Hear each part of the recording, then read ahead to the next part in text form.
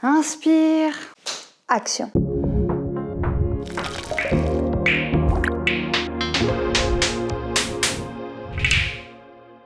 Aujourd'hui, on vous parle d'habillement responsable, de l'industrie de la mode qui fait rêver ou pas. Finalement, derrière cette industrie, on retrouve beaucoup de pratiques sociales, environnementales, éthiques, écologiques, pas très clean. Alors, on voit ça avec vous aujourd'hui. Non, enfin en fripe, mais rarement quoi. À l'occasion.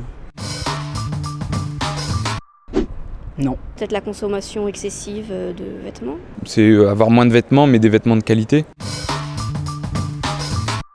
Oui. Ouais, j'ai entendu dire ça il y a pas longtemps.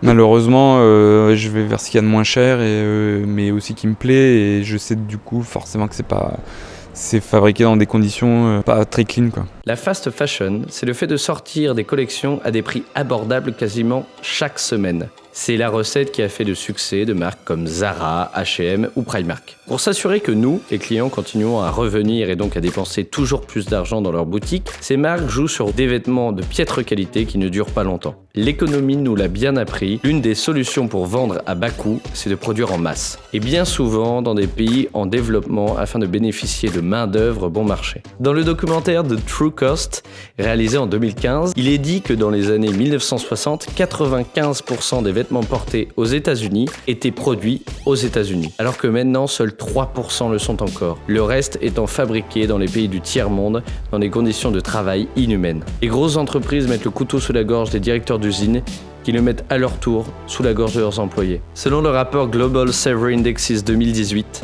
l'industrie de la mode serait une des principales contributrices de l'esclavage moderne. Il ressort de cette étude que plus de 125 milliards de dollars de vêtements issus de l'esclavage moderne seraient importés chaque année dans les pays du G20.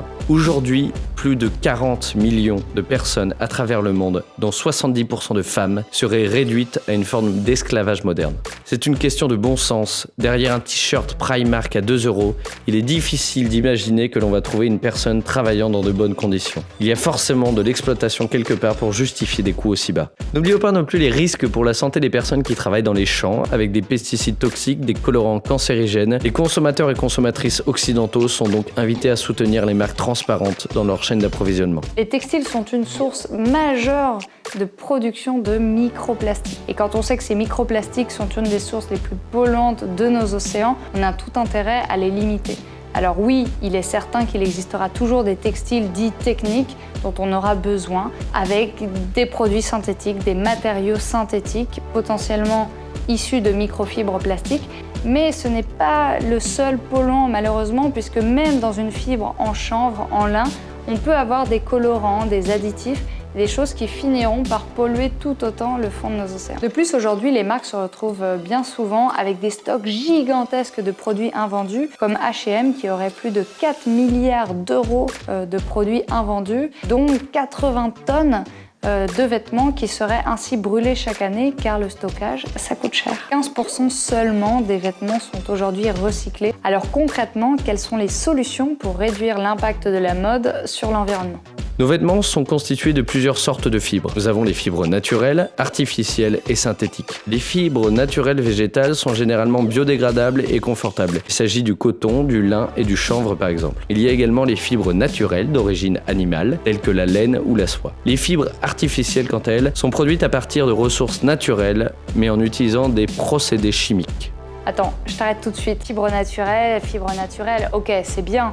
Mais encore faut-il savoir l'impact de ces fibres naturelles. Par exemple, le coton, c'est une plante qui consomme énormément d'eau. L'empreinte eau du coton est par exemple de 10 000 litres d'eau par kilogramme. Cela signifie qu'il faut près de 2700 litres d'eau pour fabriquer une chemise en coton, ce qui représente peut-être ta consommation en eau pendant près de 2 ans et demi. Un jean de 800 grammes, c'est près de 8000 litres d'eau rien que pour l'irrigation. Ces chiffres sont évidemment une moyenne suivant le pays, suivant s'il est bio ou non, et dans tous les cas, l'impact du stress hydrique dû au coton est phénoménal. Alors pour éviter d'acheter ces fibres naturelles, on peut également acheter des vêtements aux fibres synthétiques. Les fibres synthétiques sont fabriquées à partir de substances extraites du pétrole et ont l'avantage d'être résistantes, faciles d'entretien, lavables en machine et efficaces pour lutter contre le froid. Oui, mais ces fibres sont fabriquées à partir de pétrole ou de charbon qui représentent une source importante d'émissions de CO2 et beaucoup de ressources naturelles à puiser. Et puis avant d'arriver dans nos placards, ces fibres en plus subissent une quantité astronomique de traitements,